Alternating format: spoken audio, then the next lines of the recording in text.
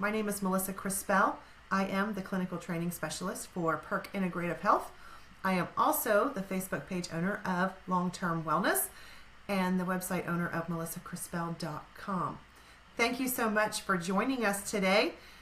We, of course, have our wonderful special guest, Dr. Jaffe, who is going to be on video in just a moment, talking to you about how we're going to predict the next 10 year quality of the next 10 years of your life. If you're not sure who Dr. Jaffe is, please take a look at perk.com or elizaact.com. You'll see that he is a medical doctor, he's a PhD, he's a CCN. He is an incredible guy to learn from, and we are so fortunate that he records something for us every single week. So I'm going to show you his little video. We're going to talk about 8 predictive biomarkers blood tests. Actually, one's a urine test. 2 of them are urine tests. So we can help you predict the quality of the next 10 years of your life. Be right back with you.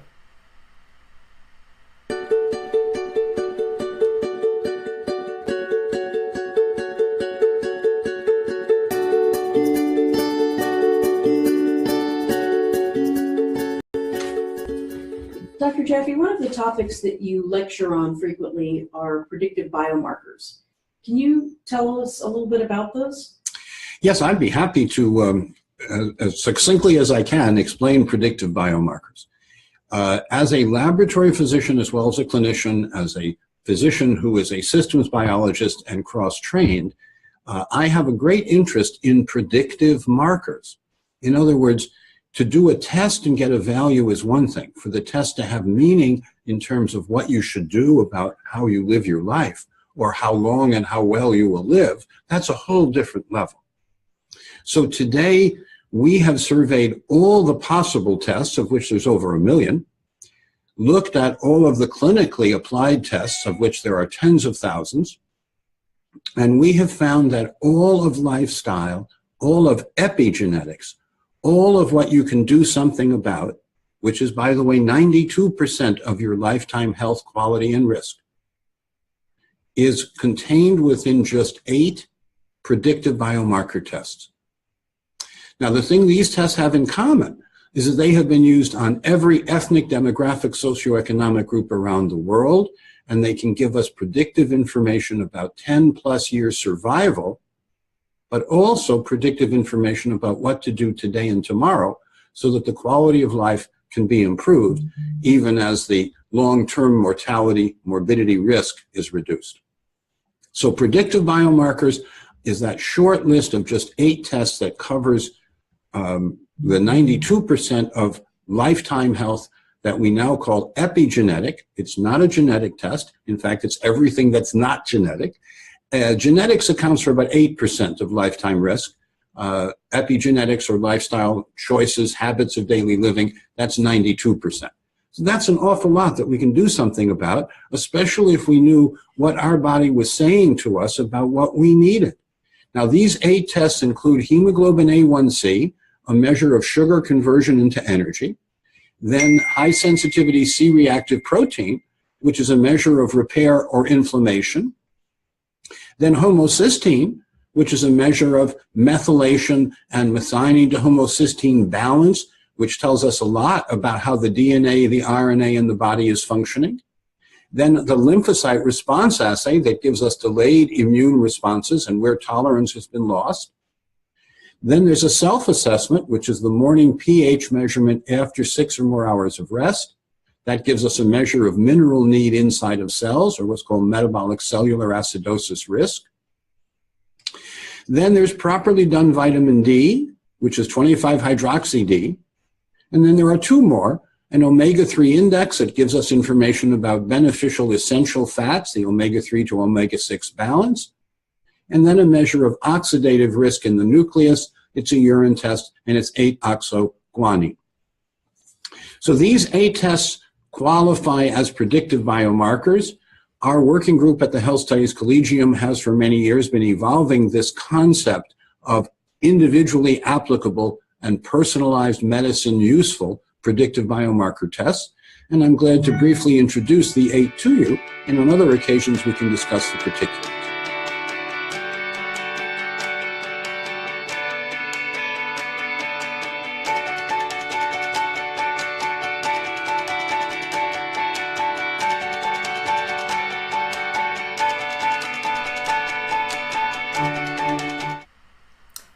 I'm back. What'd you think? Have you heard of those tests before? I'm sure you have. Patients, if you're watching, excuse me, send us a private message. Get in contact with us if you're interested in doing these types of tests. If your practitioner is interested in doing these types of tests, have them get in contact with us at ElisaAct.com. That's ELISAACT.com. We will be glad to get them set up with the lab to run these tests for you. I came up with my top 5 takeaways. I told y'all last week that I was going to start doing that and coming up with 5 takeaways, 5 nuggets of information from Dr. Jaffe's videos to share with you. And the first one is this, and you hear me say it all the time, you hear Dr. Jaffe say it all the time, 92% of your overall health care is something you can do something about. That's a lot. 8% is left to genetics. 92%, more than 90% of your physical productivity, your energy, who you are and how you feel on a day-to-day basis is determined by what you do or by what you don't do. You know, if you don't get exercise, you're not going to feel great. If you don't drink water, you won't be hydrated. You won't feel great. So more than 90% of your health and well-being is your responsibility. And the good news is you can take responsibility by doing my second nugget, my second point, which is running lab tests that have meaning, not just running lab tests to get a lab value. I don't want to be compared to a lab value. A lab value is an average of everybody that has been tested. That's not specific to me. I don't want to be dumped in an average. I want to do what my body needs. Excuse me. I want to be very specific. And you can do that by using the 8 predictive biomarkers that Dr. Jaffe talked about. Those 8 tests, here's my third point. Those 8 tests give you the big picture view of what your body needs and how your body is performing.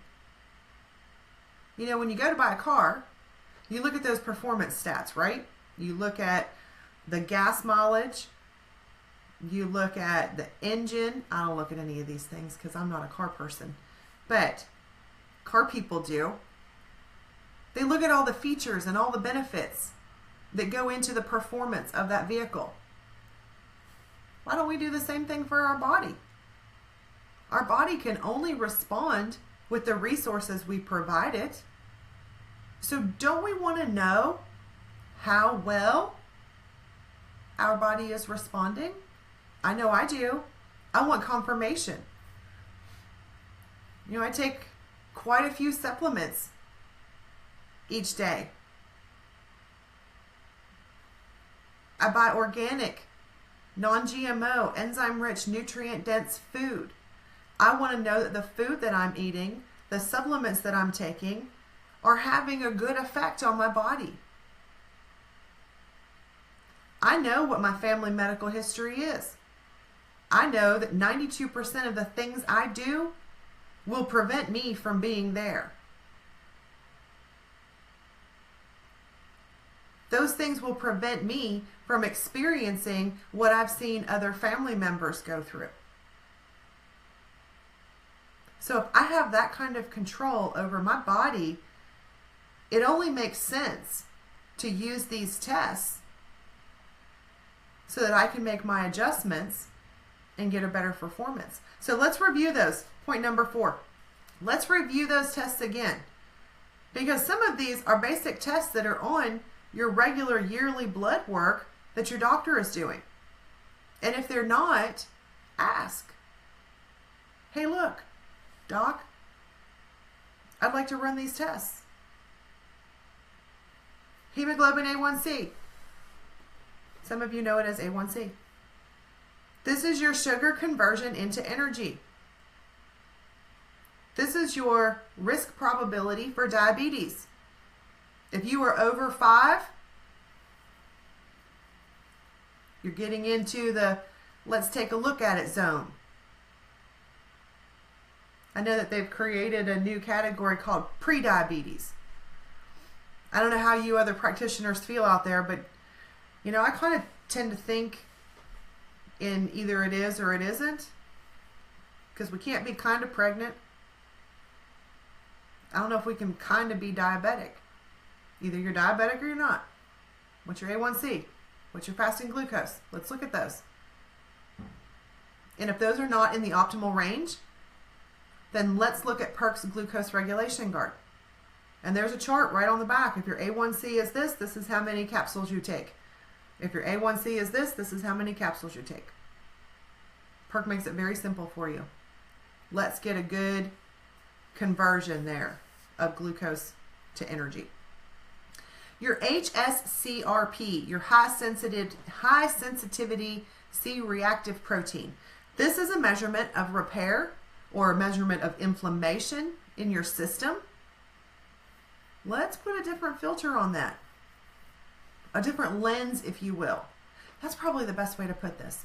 Let's put a different lens when it comes to functional medicine. We put a different lens on these lab values so that the numbers are more functional and that we are being specific to the person. Your homocysteine. That's how well or not well your body's methylating. That's your methionine to homocysteine balance. This one's super tricky, and I talked to Dr. Jaffe about this one personally because I had my homocysteine checked recently. I had it checked about a year and a half ago, and it was higher than what we wanted it to be. Well, one over 6. Mine was higher than that. So I got a little nervous. But I started supplementing. Started changing the way I was doing things. Not that I was doing them poorly before, but when your number is not in the range or in the value that you want it to be in, and you want your body to perform at its best, you make adjustments. So I made adjustments. I had it checked again recently, and it's down to 8. Still not where I want it to be. But then Dr. Jaffe shared some insight. And the insight is this. If that lab tech does not spin that tube, and that blood isn't evaluated, or if it's not spun within 30 minutes, that's what he told me, and then evaluated, the homocysteine starts leaking out. So you're not getting the most accurate assessment. So we're going to check it again at his lab and make sure that everything's done properly. Because the foods that I eat and the supplements that I take, they don't support that lab number, that lab value. So we want to double check that. The next in the predictive biomarkers list is the LRA.